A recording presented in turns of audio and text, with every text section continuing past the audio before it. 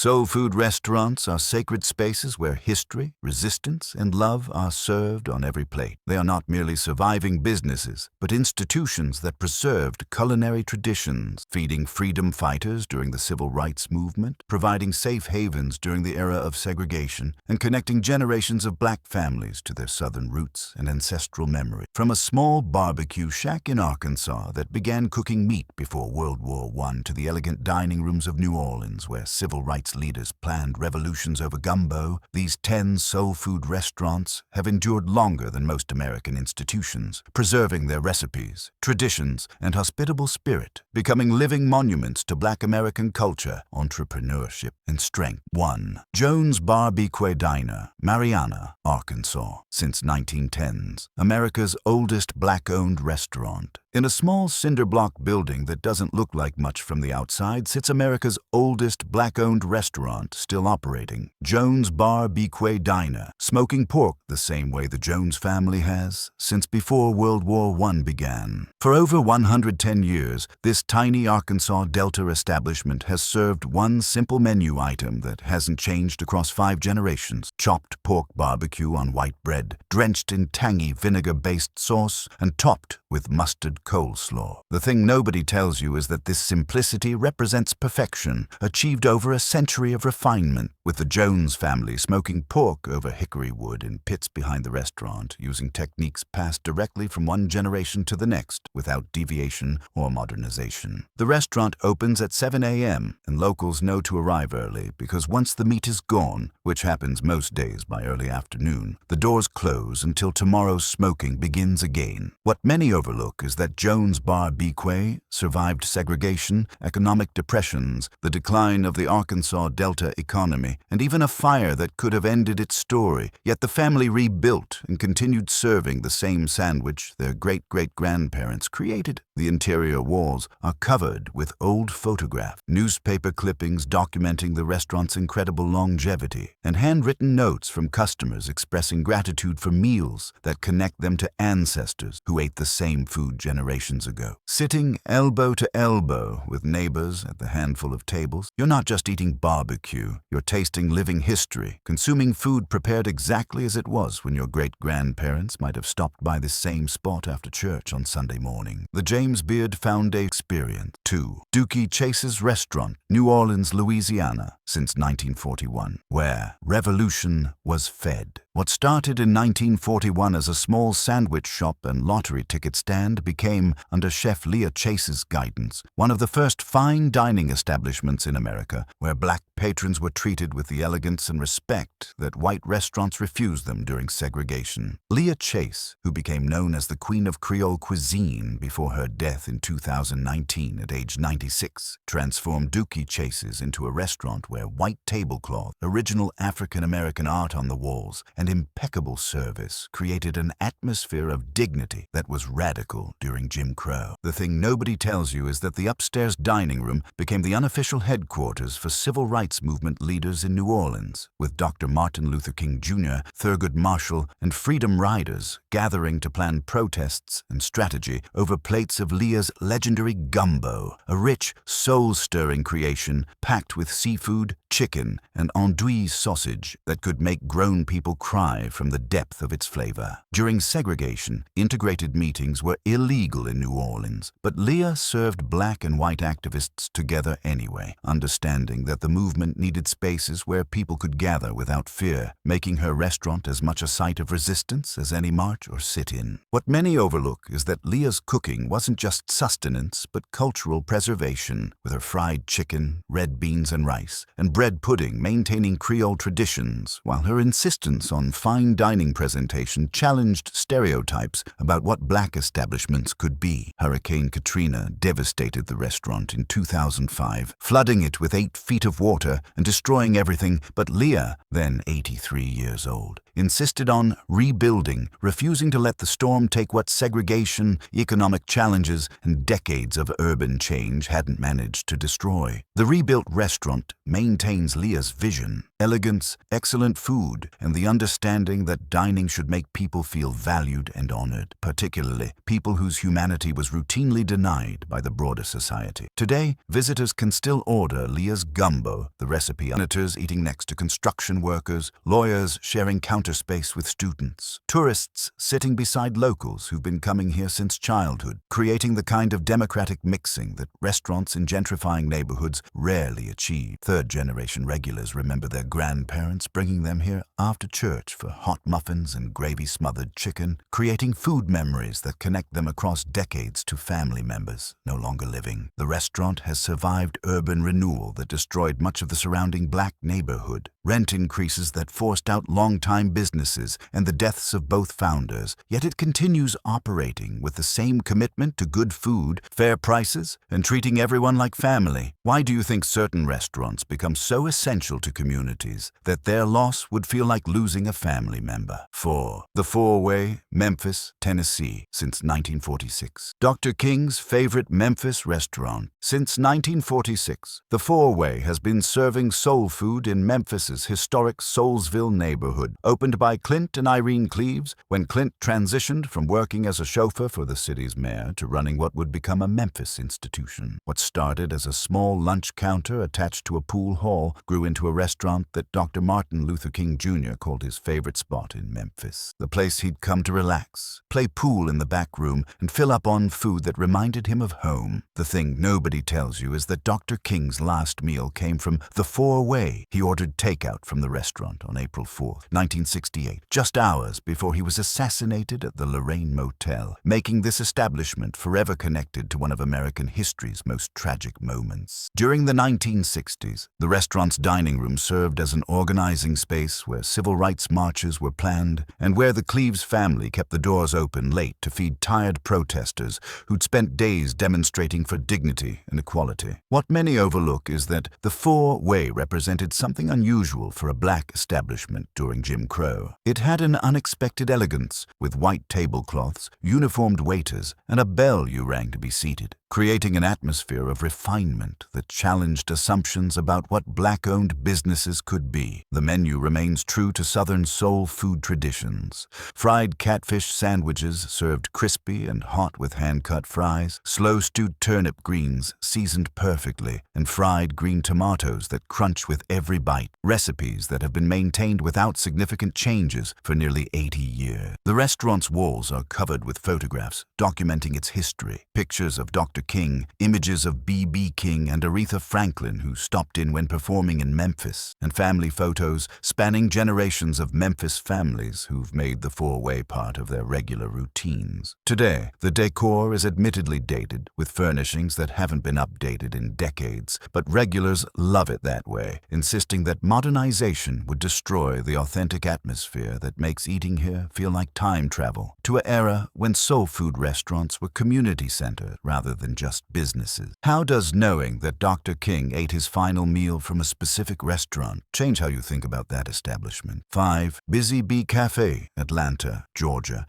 since 1947, where Dr. King ordered the ham hock. Opened in 1947 on Atlanta's West Hunter Street by a self-taught cook named Mama Lucy Jackson, Busy Bee Cafe became one of two legendary soul food restaurants, alongside Paschal's, that fed both everyday Atlantans and civil rights movement leaders during the city's pivotal role in the struggle for equality. Mama Lucy's ham hocks became so legendary that Dr. Martin Luther King Jr. regularly ordered them, drawn by the way she simmered them until the meat fell off the bone, creating tender, flavorful dishes that reminded him of home-cooked Southern meals. The thing nobody tells you is that Busy Bee was more than just good food. It was community hub where Mama Lucy welcomed everyone with open arms, treating civil rights leaders and neighborhood workers with exactly the same warmth and generosity. The fried chicken at Busy Bee is still called the best in Atlanta by longtime residents who've been eating it for decades, perfectly seasoned and fried to crispy perfection, served alongside collard greens and macaroni and cheese that haven't changed recipes since the 1940s. What many overlook is that the cafe remains tiny, always packed with lines stretching out the door, with customers waiting patiently for tables where they'll sit elbow to elbow with strangers who become temporary neighbors while sharing meals in the cramped, but beloved space. The decor is frozen in time. Formica tables, vinyl-covered chairs, walls covered with photographs documenting decades of history, and regulars insist that any modernization would ruin the authentic atmosphere that makes eating here feel like visiting a relative's kitchen. During the 1950s and 1960s, Dr. King and the other movement leaders met and ate at Busy Bee, welcomed by Mama Lucy's hospitality and the understanding that her restaurant was safe space where important conversations could happen over comfort food. Families who once saw Dr. King sitting at a corner table brought their own children years later for Sunday soul food lunches, creating generational connections to the restaurant and to the history that happened within its walls. Today, the walls display photographs of VIP guests from President Obama to sports stars and musicians, showing how this little cafe continues bridging past and present while maintaining the same recipes and welcoming spirit that made it special 8 decades ago. What makes certain restaurants become gathering places for historic movements rather than just places to eat? 6. Paschal's, Atlanta, Georgia, since 1947. The civil rights movement's unofficial headquarters. Founded in 1947 by brothers James and Robert Paschal, what started as a 30-seat luncheonette grew into a full-scale motor hotel and restaurant complex that became a symbol of black entrepreneurship and one of the most important meeting places for civil rights movement leaders in the South. Robert Paschal's secret fried chicken recipe became the restaurant's signature dish, a formula so iconic it's still used today and remains closely guarded. Served alongside hearty Creole-inspired soul food including gumbo, catfish etouffee, and all the comforting classics that fueled patrons through good times and bad. The thing nobody tells you is that what began as humble lunch counter transformed into polished, welcoming space that was revolutionary for its time. Black diners could eat in elegant surroundings, served by courteous waiters in white jackets, experiencing the kind of hospitality and respect that white establishments routinely denied them during segregation. The staff often kept the lights on late, hosting strategy sessions and fellowship gatherings after hours, creating space where the movement's work could continue beyond scheduled meetings and formal events. What many overlook is that Paschal's wasn't just accommodating to civil rights leaders, it was the unofficial headquarters for the movement in Atlanta, with icons like Andrew Young, John Lewis, Julian Bond, and Dr. Martin Luther King Jr. gathering in the back room that essentially became a war room for freedom, sometimes meeting until 3 a.m. over coffee and fried chicken while planning the tactics that would dismantle segregation. Congressman John Lewis called Paschal's a haven where he could recover after arrests, death threats, and beatings, a place where the Paschal brothers didn't just feed bodies but nourished souls and courage during the movement's darkest and most dangerous hours. The restaurant provided more than physical sustenance. It offered community, safety, and the understanding that the work being done within its walls would change America forever, making Paschal's as crucial to the civil rights movement as any church or meeting hall. Today, Paschal's continues operating, though ownership has changed and it's moved locations, maintaining the recipes and spirit that made it legendary, while new generations discover the history that happened over plates of fried chicken and collard greens. How does it feel to eat in restaurants where you know historic decisions that changed America were made? 7. Sylvia's Restaurant, Harlem, New York. Since 1962, the Queen of Harlem's soul food empire. In 1962,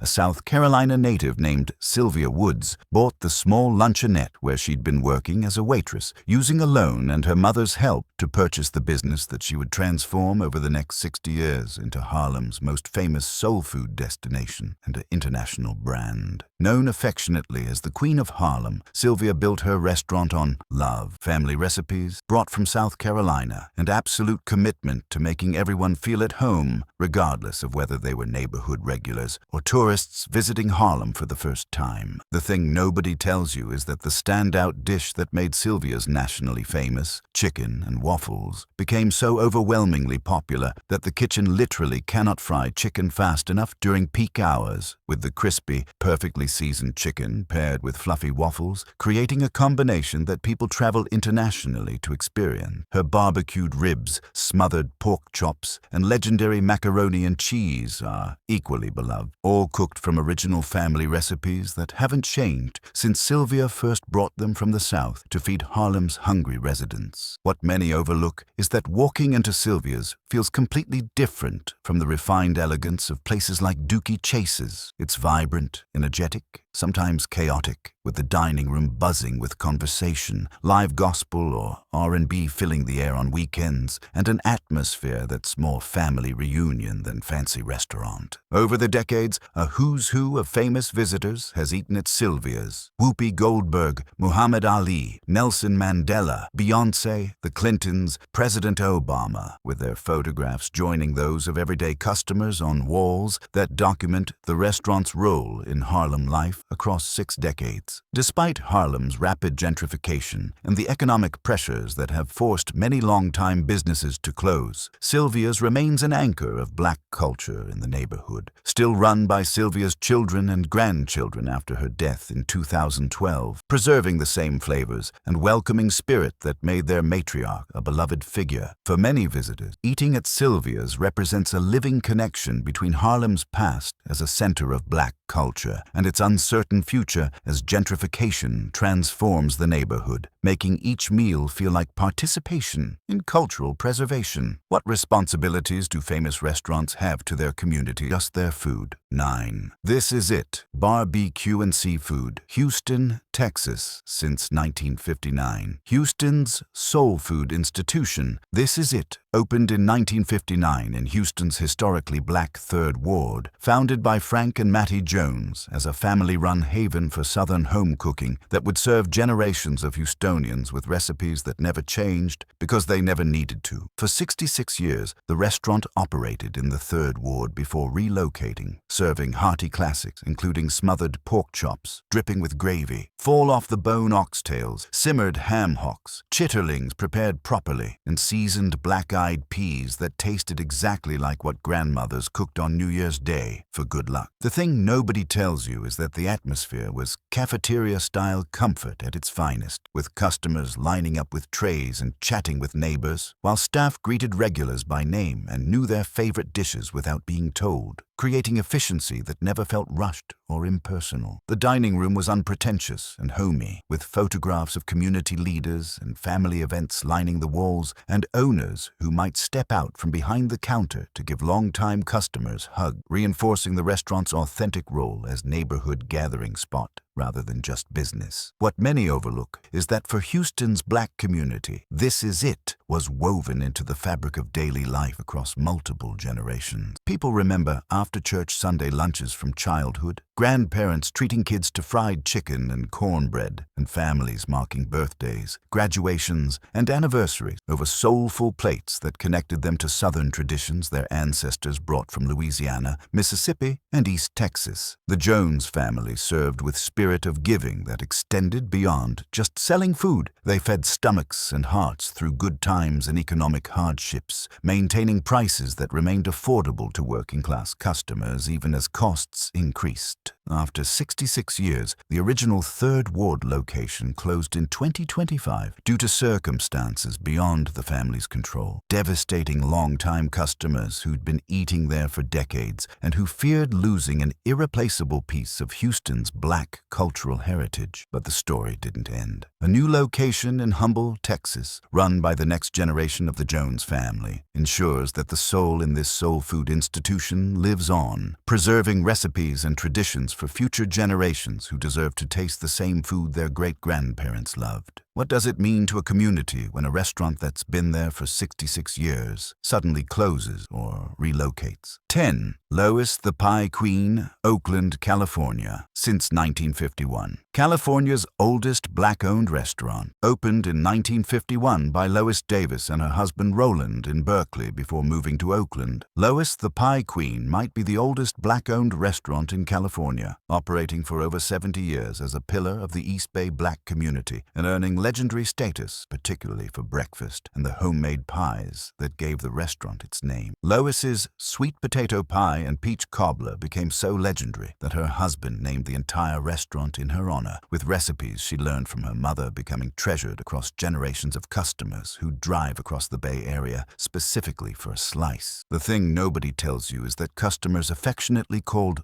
Lois Mom because she fostered such genuinely familial environment. People didn't just eat at her restaurant. They visited her home, making every meal feel like Sunday dinner at a beloved relative's house rather than a commercial transaction. On the savory side, the menu is packed with down-home favorites, including braised short ribs, candied yams, black-eyed peas, and cornbread muffins, all cooked with the same love Lois put into her famous pies. What many overlook is that the atmosphere is deliberately unpretentious and proudly old school, with vinyl booths and checkerboard floors creating decor that hasn't changed in decades, and walls packed with photographs of African-American luminaries who've eaten there over the years. One corner booth was always reserved for a young Kamala Harris when she came in with her family, a tradition Lois maintained, understanding that making customers feel special and valued was as important as the quality of food she served. Now run by Lois's son and grandson after her passing, many current customers are third or fourth generation themselves, with grandparents remembering when they flocked to Lois's after Sunday church services in the 1960s for pie and coffee, creating family traditions that have spanned entire lifetime. Over the decades, everyone from neighborhood families to celebrities has found comfort at Lois the Pie Queen, making it a living scrapbook of Black Oakland's history, where every hearty breakfast and sweet slice carries stories from the past into the future. What makes certain family-owned restaurants survive for multiple generations while most close within a few years